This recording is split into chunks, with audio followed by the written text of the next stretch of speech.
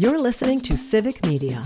You can tune into any of our live shows on any radio station across the state with the Civic Media app. Find us in your phone's app store and listen anytime, anywhere.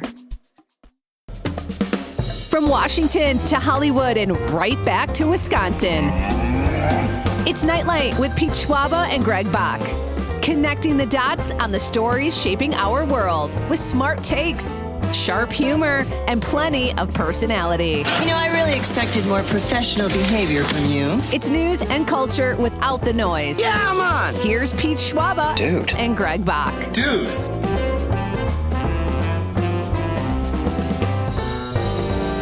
Welcome to Nightlight, ladies and gentlemen. You made it. It's Friday. We're here. We are here to entertain on your ride home from work. If you're already home, kicking back with an old-fashioned, or if you're at the bar for happy hour, Greg, Dom, we hope you're having a great. We hope you're having a great night. We hope to enhance it with some fun. Greg is tipping back a cocktail right now in the form of water. Water. Okay. That is the voice of Greg Bach, who is coming to you live from Racine in Radio Park. I am coming to you from Marinette, Wisconsin, here in beautiful Northeast Wisconsin. Finally, a gorgeous day up here, guys. And Dom Lee, as always, is in Madison at Civic Media headquarters, making sure you can all hear us and that we are on the air. Great job, Dom, by the way. Oh, thank you. Wow. Jeez. God bless you. How are you guys doing tonight? Good. I'm doing really good. It's a nice day, like you said, in Madison. It's beautiful. I'm wearing shorts now. It doesn't get much better. Yeah, it's true. Wow. Are they short shorts? They're short shorts. You can see all my hairy legs. It's really nice. Oh, it's amazing. Geez.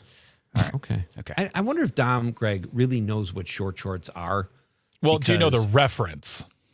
Right. But like when we were growing up, Dom, short shorts barely covered. They were short. I mean, now I think your generation is much smarter and fashion conscious for the most part. But anyway, good for you for wearing shorts. I'm not really a shorts. My legs look like bratwursts, so I don't typically wear shorts if I can avoid it. Okay. All right. Yeah.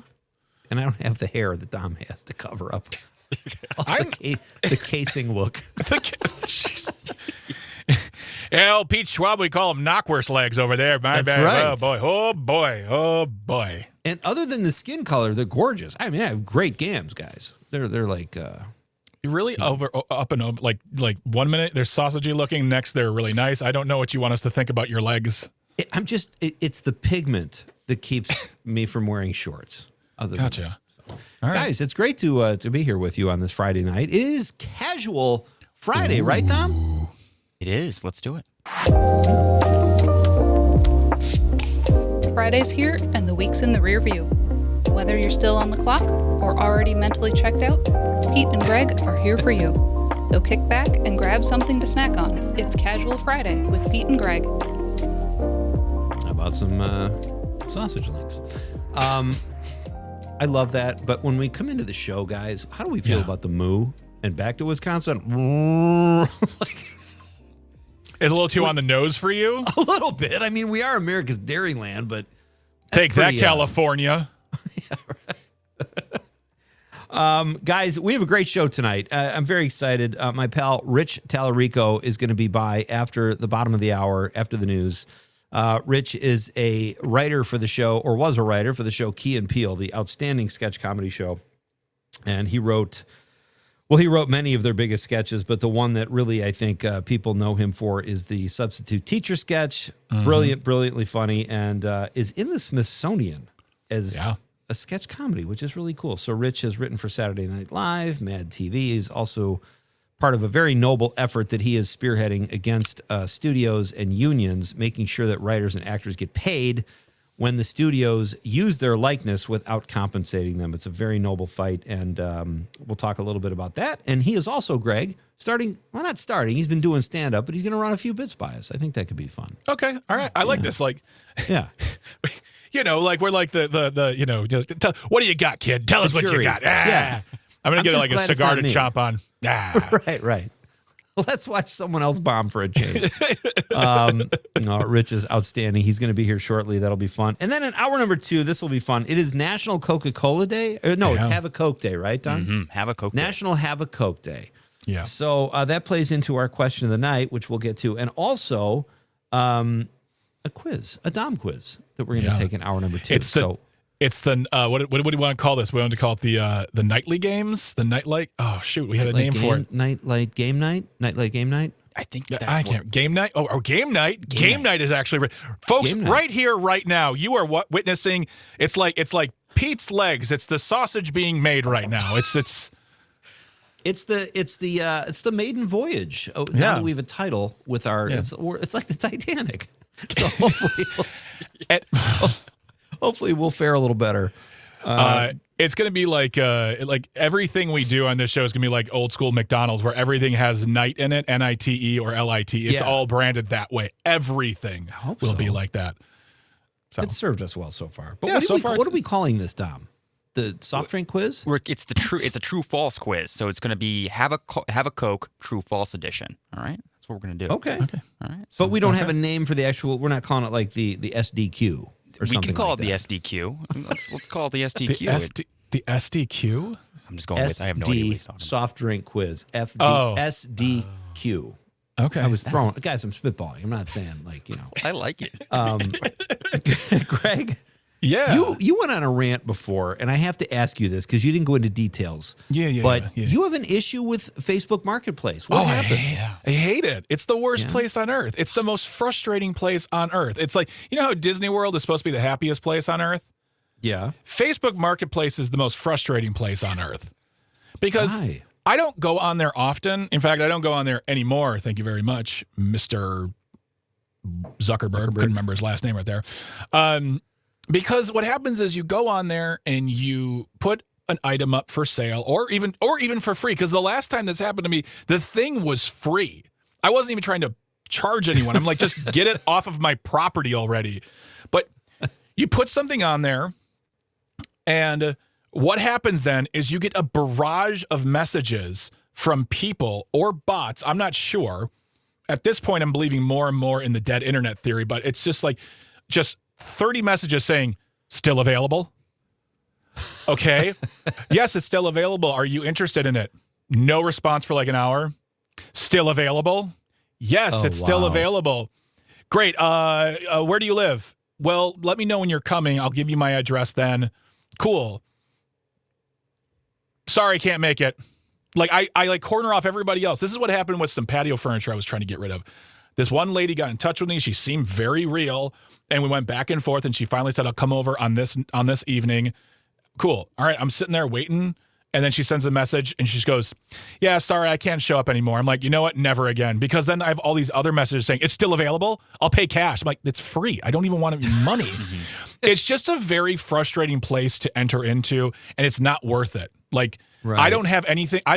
If I have something of value, I'm going to sell it on eBay, or I'm going to sell it through some other means, but I will never, ever go on Facebook Marketplace. And it's not even just Facebook Marketplace either. Like, there are now these little group pages where it's local communities saying like, there's a great movement of relocation free stuff. So instead of selling it saying, hey, I've got this lawnmower, it's a little junky, but it's still working well. If someone would like it, if they need it, you can do that. And I love that idea. The problem is it's just like Facebook Marketplace. And here's the other thing too. People get really, really burn-minded with how they want to approach your stuff. Like one person said, ew, next. I'm like, you didn't have to put that on. You could have just scrolled past it. It's just there to take a shot at you. Yeah. And I'm like, oh, I hate this. I hate it. So I just put it on the curb, and someone took it that night. It's great. It's gone. It's out of my life. But I will never, ever do Facebook Marketplace again. It is a hellscape, and it is a punishment. And I tell you right now, I wouldn't wish it on my worst enemy. Wow. Okay. Whoa. I've only used it a couple times. How's your Friday? Well, it's fine. I want to ask you this, though, about Facebook, because I've noticed I'm not part of community groups, but I kind of like, I'm a voyeur sometimes. Like, I'll see what people are saying. Yeah. But what is the deal with, I've seen 3 separate posts of someone randomly posting and saying, hey, thinking about moving up there from Chicago and opening a restaurant. What's the climate like? And I'm like, I saw that like a year ago. Then I saw it again like months ago. And then I saw it again like 3 or 4 days ago. I'm like, what? It's not the same person, I don't think. And people are answering the question like, well, we're a great community. It's like, there's got to be some scam there. They're trying to pull information somehow. I think they're trying to get people's counts. I think they're trying to just get because nowadays it's all about engagement. I mean, right. I see posts on Twitter all the time saying, Michael Jordan versus LeBron James. What do you think? It's like, right. You don't care. This isn't a debate, and but it's absolutely ridiculous. So yeah. That's, I don't know if it's a bot, but it's definitely someone who's just trying to get engagement. Okay, that makes sense. Folks, we had a great. It was a fun show last night, guys, when we were talking about Bill Murray and Ghostbusters. Yeah. It was a great movie choice. Next week, we mentioned this last night. Our Nightlight Movie Club film next week will be Airplane, in honor of our guest from Monday night, David Zucker, who was here and insulted us, and then we talked a little bit about his career, which was fun for us. Absolutely. But David was great, and we're going to celebrate his legacy, so to speak, and Airplane is next week's Nightlight Movie Club night, so Nightlight Movie Club pick. So you have time to watch the film and be part of the conversation. With that in mind, I think we should get to our question of the night. What do you think, guys? Absolutely.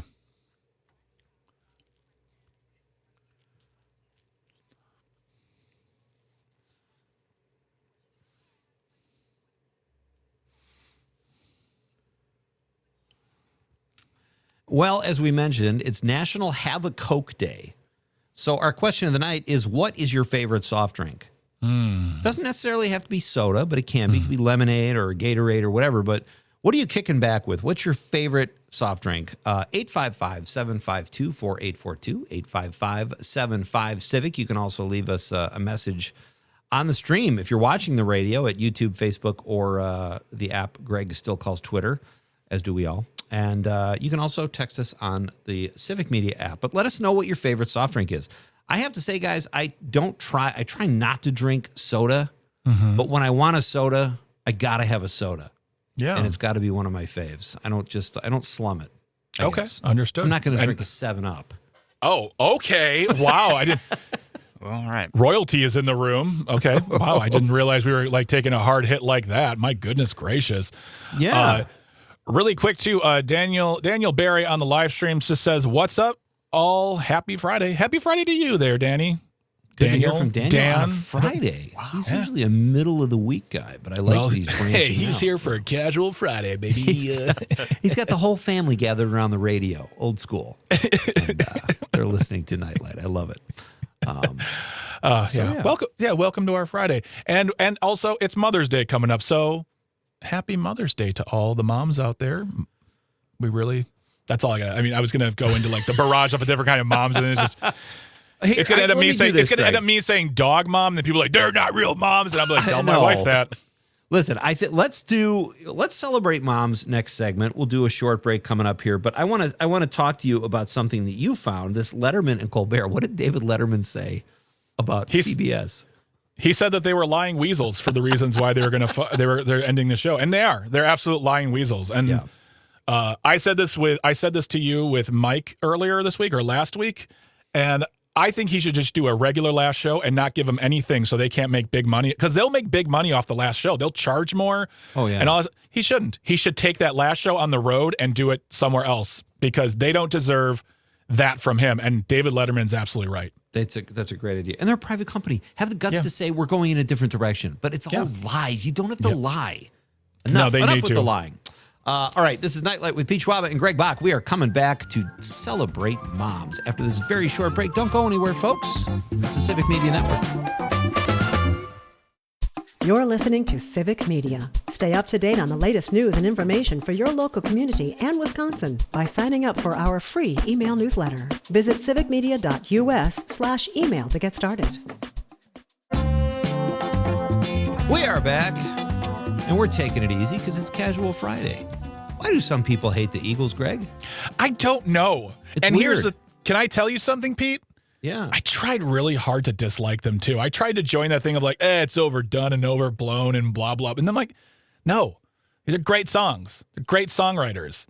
These, like, and yeah, I don't know. It's, sometimes you get in that place where you're hanging out with certain people and you're like, yeah, maybe they're right. And you're like, no, they're wrong. They're complete. It's like people who say Phil Collins is terrible. You're wrong. Right. So very, very wrong. But yeah, I know what you mean, but I don't understand it. I will say, I've just never liked being around people. I mean, the song, what's the Who song? Rain Over Me? Yeah. Yeah. Okay. I was like, whatever. I thought he was saying rain on me or whatever. I never listened to the song that hard. And I said that once, and a guy almost blew a gasket. Are you serious? Like, oh, I'm sorry, Mr. Music fan. You're not the one who wrote the song. And they get so indignant. It's crazy. And same thing with the Eagles hatred. I don't get it. I like them. Yeah, they're great. And if you don't like them, that's fine. That's absolutely. If you don't like Phil Collins, that's fine. Like, I don't care. But like this thing of, God, it's the worst thing ever. I hate it. It's like, I don't think you should spend that much energy on anything, especially a band. Right. Silly. Not worth your time. So, all right, folks, this is Nightlight with Pete Schwaba and Greg Bach. We're having we got off on a side note there, but we want to talk about moms right now because Mother's Day is right around the corner, as they say, 2 days away this Sunday. I still am formulating plans to celebrate my wife and her mom. My own mother is out of town, but what do you guys have planned? I'm moving soon, so I'm not going to be able to see my parents, but I'm FaceTiming my mom, and she's going to be opening her gifts while I'm on FaceTime with her. But that's pretty much all I got for Mother's Day. But still something. It's definitely something. Yeah, what about you, Greg? I am going to a baseball game with my mom and her companion, boyfriend, significant other, I guess. Yeah, I don't know. I never have gotten the read on what the titles, because they're both in their 80s. So boyfriend, girlfriend's a little, we're past that. But we're How going does to she introduce him? My man. No. No, Dennis. Awkward. No, we're going to a baseball game. Me, my wife, my mom, and Dennis, we're all going to go to a baseball game on Saturday. We're going to go to dinner beforehand, and because they are of their age, we're going to dinner at 4:30. So I'm just kidding. Early bird special? Absolutely. Yeah. No, we're gonna go to the baseball game, and then actually on Sunday we're gonna go see Cabaret at UW Parkside. So it's gonna be a whole weekend full of mom stuff. But unfortunately, not unfortunately, we still have to carve out time for my mother-in-law, and not unfortunately. The unfortunate thing is she's not joining us. That's the unfortunate thing. Because here's the thing, my mom and my mother-in-law are like super tight, close, good buddies. Like they get along. Really? My dudes. When it comes to in-laws, this guy right here, Gregory S. Bach, I knocked it out of the park. My in-laws are amazing. I get along. I love them like family. My wife loves my family like their family. Like, it is just so, like, I cannot tell you how lucky I am. It is unfortunate she's not joining us, and I want to like spend some time with her as well. We can either do it tomorrow, maybe on Sunday. If not, we'll take her out to dinner early next week. She loves the day. She loves the celebration, the hangout. She doesn't care about the day itself. So as long as we spend some time with it, that's what she cares about. We go to visit my wife's mom, who lives about 200 feet away in a nursing care home. I'm not kidding. No, I'm just because your parents live like next door, don't they? Yeah, they live just down the road. That's why we ended up back here in Christmas City. It's like, where are we going to go? Well, both our parents. This is kind of a no-brainer. I mean, yeah. But my wife's mom, Peg, lives over here, and every time we go over there to visit her, the joke is, how long will it take Pete to fall asleep? Because it's about 90 degrees in there. Oh, because God. they're all in their 80s, and I'm just like, well, ask me a question, I'll have to snap out of it. But we'll go over there and spend some time. It should be fun. Mary and I might drive to Green Bay. We'll see. Go. My mom, dining. My mom-in-law, she has the house at a not at that temperature, but in the mid to upper 70s. Yeah. And one day we were there, and she goes, "Does it feel hot in here?" And I just finally go, "It's always hot in here." Right.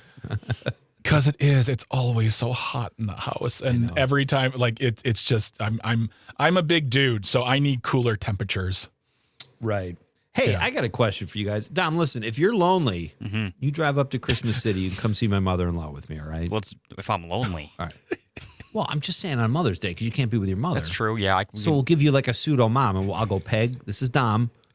He insisted on being here. No.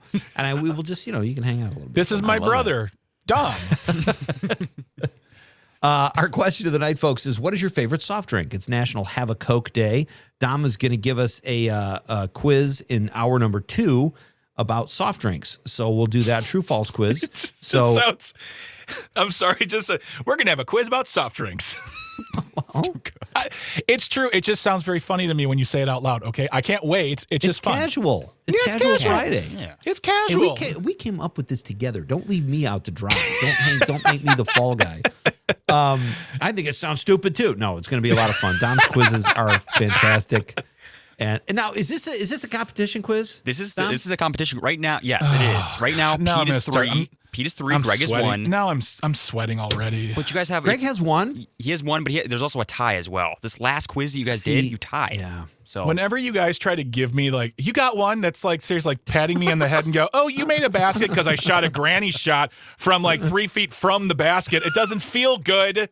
We lifted you up too, so you could. Yeah, exactly. Real quick, do you have a favorite TV mom, guys? Oh my goodness gracious. I would have to say Marge Simpson. Okay. I put her too. Did you? Yep. Mm-hmm. I put Marge and I put Sofia Vergara from Modern Family. Shocking. She's a great mom. What? Okay. All right. I don't actually, you know what? I knew we were going to talk about this. I totally didn't think about it at all because I was other things. So I will think about it and I will get back to you guys before the end of the show. Favorite TV mom. All right. Okay. That's all fair. Right. Yeah. All right.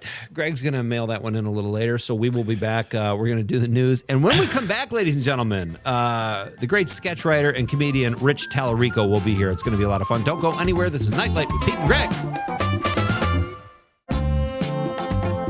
Welcome back. This is Nightlight with Pete Schwaba and Greg Bach. You've got the Civic Media Radio Network. Happy Friday, everybody. It is a casual Friday version of Nightlight where we kick back and I drink a pretend old-fashioned and we just kind of hang out. It's fun. Our question of the night is, it's National Have a Coke Day. What is your favorite soft drink? So share that with us, and that's going to play into hour number 2 when Dom gives Greg and I, it's a competition, a true or false Have a Coke quiz, right? Mm-hmm. Mm-hmm. Am I getting that right? You're getting exactly right. But it's a game night. Okay. But without further ado, we should welcome our first and only guest of the evening. He's been on the show before. Very talented guy. He is a writer, or was a writer, for Key Peele, Saturday Night Live, MADtv. He wrote the famous substitute teacher sketch, which is writ in the halls of the Smithsonian Institute. And he joins us now over the stream from Buffalo, New York, Mr. Rich Talarico. Hey, pal. Hello, Pete. Hello, Greg. Hello, Dom. Happy Friday. Happy Friday. We have I'm sure you heard our question. Are you a soft drink guy, Rich? Do you drink soft drinks? And if so, do you have a favorite? You know, I was listening earlier and was thinking about my own answer. And I think you came down pretty hard on Sprite, right? No, 7-Up. He called 7-Up. He called 7-Up the soda of the poors. Those were his exact words. No, I did. I said I didn't want to slum it because there's not. I mean, 7-Up's lovely though. It's a fine product. Oh, very political. You know, I feel like Pepsi tastes bad when it's forced upon me. You know, when you order a Coke and they're like, "We don't have Coke, we have Pepsi," right. Then I'm like, "Oh, this tastes terrible." But then there are moments when I'm in the store, I'm like, "Oh, I gotta get a Pepsi." So I don't know what it is. I think it's like when it's forced on you. Yeah. And my other gag is I always go, "I'm leaving." No, we'll get you a Coke. Yeah. I remember the first time I ever went to Texas and I encountered their way of soft drinks and they were like, "What would you like to drink?" I was like, "I like a soda." Like, "You want a Coke?" I'm like, "Yeah, sure." It's like, "What kind do you want?" A Coke. "Well, like, what kind do you want?" No, don't talk to me like I know what you're talking about. Tell me what you mean right now because you keep saying Coke. And I didn't realize all soda is Coke, which is mind-boggling to me. Right. Wow. No, that's I've experienced that as well. That is really weird. But when I first moved to Chicago, I first heard the word pop, and that was surprising. I don't like pop. Yeah, I'm really fine with it. It was new. That's all. Okay. Do you have a product placement deal, Rich, with Carhartt? That's a sweet lid. Thank you very much, Pete. And yes, if you go to Carhartt.com, use code Talarico. You get 0% off. That's my favorite. That's how you get a deal, though. You keep let's stop giving them a free ad. I'll pull it up. All right, so let's jump into what's going on with you, Rich. You've always got so many. We were part of Greg. Rich had a table read of a script online, and our mutual pal, Tom Clark, played the lead. Tom was very funny. I had no idea he had such great acting chops, but he was awesome. It was a very funny script. But you're in Buffalo now for a different reason and a different script. Tell us what's going on. Oh, thank you very kindly. Yeah, I'm in Buffalo, Niagara Falls. I was here last year. Started raising some money, started seeing some locations, met a lot of actors, and went to Florida for the winter. That's, some people call that a snowbird. I call that going AWOL. And I felt that when I came back to Buffalo in the spring. You know, it's like the soldier that went AWOL and comes home and's like, how's everybody doing? Did I miss anything?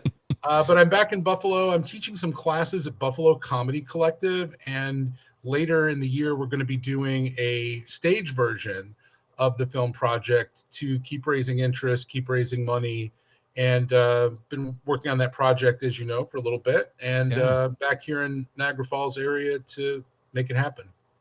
That's fantastic. Nice. Now, you, like, as we said before, you were a writer on Key and Peele, SNL, and MADtv, and as someone who's a fan of all of those programs, like, and as someone who, you know, at one point in my life was a sketch writer, can you talk to us about, like, the daily of being a writer on a sketch comedy show? I mean, from SNL is one sprint versus, I'm sure Key and Peele is like a little bit easier, like not easier, but like you're not trying to churn out material immediately, always at all points. You know, I mean, if I'm wrong, tell me I'm wrong, Rich. Well, thank you. Yeah, they're definitely slightly different animals, but it's the same species. And with Key and Peele, actually, there were a writer's room of 6 writers. And the Key and Peele and the other head writers basically wanted one sketch per day from everybody. Wow. Ooh, wow. But the truth is, we cranked out way more. And for the final season, we needed 128 sketches, and we wrote over 500. So they had a ton to pick from, which is why I think it came out well, because it was stuff they were really excited about doing. Mm-hmm. At SNL, you may write 1 or 2 or 3 scenes a week, depending on your seniority and your gumption and whatnot. But I think they generally want one writer focusing on at least one sketch, and you're kind of the producer of it. Mm-hmm. With Key and Peele, those scenes would get rewritten 6 or 7 times, by us in the writer's room before it went to production. At SNL, there still are rewrites. You write it Tuesday night, you stay up all night. Wednesday's the table read, and Wednesday night you find out it's going in. And then you're meeting with the department heads. You're kind of working on rewrites from Thursday, Friday rehearsal, Saturday rehearsal, right up until the show. And I've had a few of those where it was like right at the almost 11:30, I was still getting stuff done. So, high pressure, a little different in that way. Key and Peele, we wrote for 10 weeks and then they produced for 10 weeks. So we kind of loaded them up with stuff to produce, and then they went and made it. Do you, Rich, I'm kind of, people like Bob Odenkirk fascinate me because, great stand-up, funny improv, Mr. Show, all this great stuff. And now he's this action hero. I mean, what on earth? It's mind-boggling and well-deserved, so talented. I kind of put Jordan Peele in that same category. Like, he was so funny on the show, as was Key. But did you see his success in the horror world coming or doing all these different kind of films? Did that surprise you? Not really, only because, I was talking to him and I actually helped with one of the reads of Get Out. I did some punch up on that. And he was always very focused on what he wanted to do next. There was a moment where we weren't sure if Key and Peele wanted to come back for the final season. And of course, one of the writers was like, I hope they do. I've got a wedding to pay for, So Key and Peele, I think, were pretty interested even before the show ended to start doing some of their own stuff. And Jordan, to his great credit and his great genius, put all of his eggs in that basket and said, I'm going to direct this horror film. And this is what I'd like to do, and found the right partnerships, and, the stars aligned, and, there you go. It's really launched him quite well into the film world. And, he's obviously, one of the top of the tops. Yeah. Oh, he's definitely up there. That's amazing. And you said you're working on your own film. You said there's going to be a stage rating. Can you talk about that? Yeah, thanks so much, Greg. Yeah, for sure. The project that I'm wearing my producer hat now, sponsored by Carhartt. But I'm wearing my producer hat in this capacity because this script has been written, and it's called The Widow Daredevil, and it is about the first person to go over Niagara Falls in a barrel. So great. And her name was Annie Edson Taylor, and she was 63 when she did it. Wow. And I think it's so funny. I mean, the story captivated me from when I was a little kid, and I went to Niagara Falls and learned about her. And a couple of years ago, I had some, spec time, so I wanted to write something, and this was just jumping to mind. I read everything I could find about her, and at 63, she decides to become a daredevil. And I'm 52, and if you just asked me to get into and out of a barrel, I couldn't even do that. So she was a retired charm school teacher, and she was this kind of prickly Victorian era lady who was used to living a certain way, and she was facing the poorhouse, and she said, "I'd rather be dead than have no money." And she concocted this scheme, and everybody walked away from her. They thought it was a suicide mission. And she ended up, getting a little team of people together. She pulled it off. And that's really just the halfway point of the story as far as I'm telling it. Yeah. And I focused on some of her students and how she affected them to become suffragists. And along the way, Annie had a lot of challenges. She did the stunt, got no credit for it, really, no accolades. Her manager stole the barrel and took it on speaking tours without her. And then 10 years after she did the stunt, a man went over the falls in a conveyance and got all the credit that she never did. Oh my so gosh. it's a historical dramedy. There's a lot of comedy in it. There's a lot of drama in it. Mm-hmm. And, I'd really like to get that made. And I do have some support here in the Niagara Falls area. We did some table reads at the Chautauqua Women's Club, who've been really supportive, Niagara University, and at Buffalo Comedy Collective. So it's been a cool journey. And, it isn't going to happen if I don't do anything. So I'm going to keep pushing on it. And, with film projects, it can take years. Forrest Gump took like 9 years for them to get, sitting with Tom Hanks on the bench. So, I'm putting the work in on that. And then also this other script that Pete was talking about. So, definitely I'm working more on screenplays. I do a lot of teaching. I do a lot of stand-up, and enjoying life here in Buffalo now that the snow is gone. That's fantastic. That's the voice of Rich Talarico, folks. He was a Key and Peele writer, SNL writer, and MADtv. He's also a screenwriter and a stand-up comedian. We're going to talk about Rich's stand-up in just a few minutes. But I want to ask you before we lose our time here, Rich, about this crusade. You're on a crusade kind of against the studios and for fairness and pay and all that kind of stuff. The website is endingcorporatepiracy.com. I've signed the petition. My name doesn't mean anything, but I guess numbers are good. Tell us where that is at and what exactly you're doing. Thank you so kindly, Pete. Thanks for signing. Pete, you're in the industry, of course, and I think you signed under the actors part of the page. There's a place for industry actors, industry writers to sign, union members, but there's also a place for fans and interested people to sign. And what are you signing? Well, it's corporate-sponsored piracy.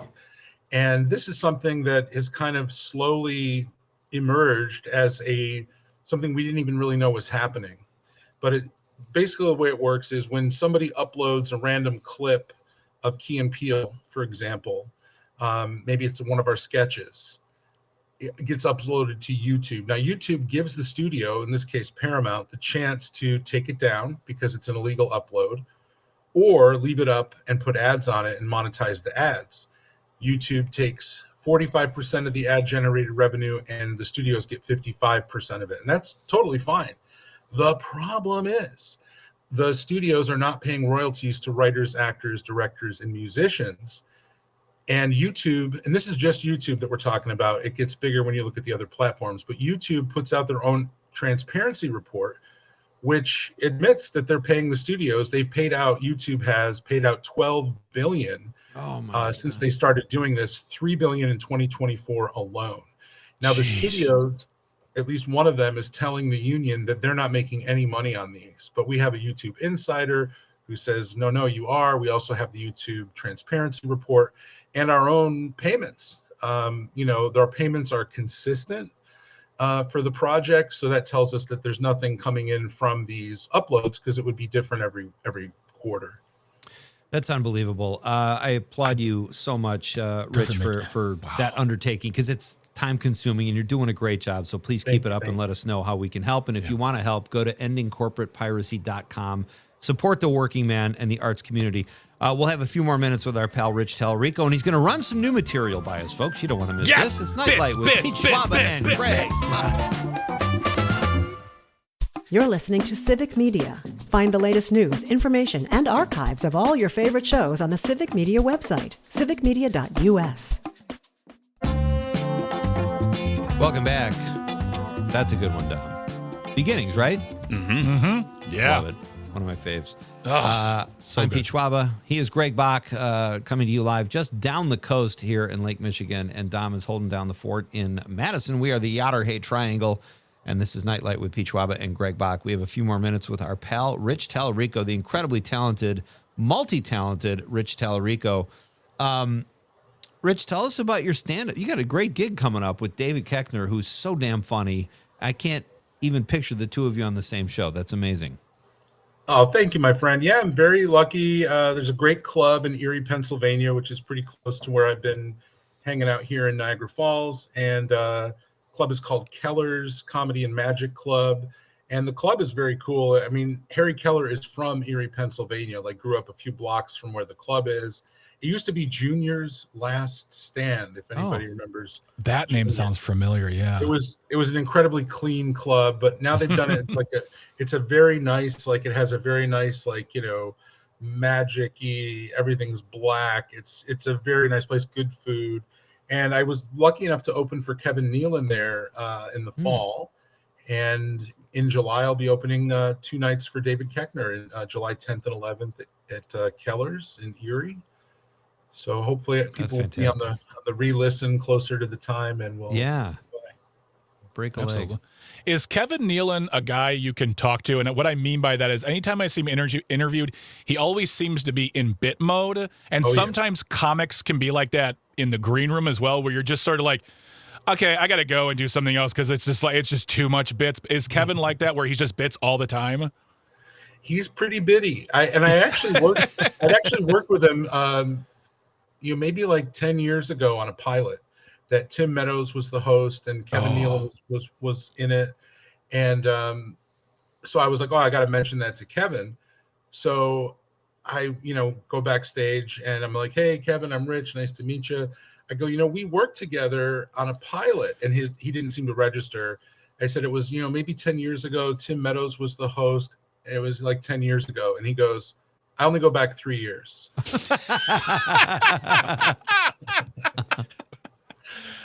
Oh, that's funny. That's great. I'm going to start saying that.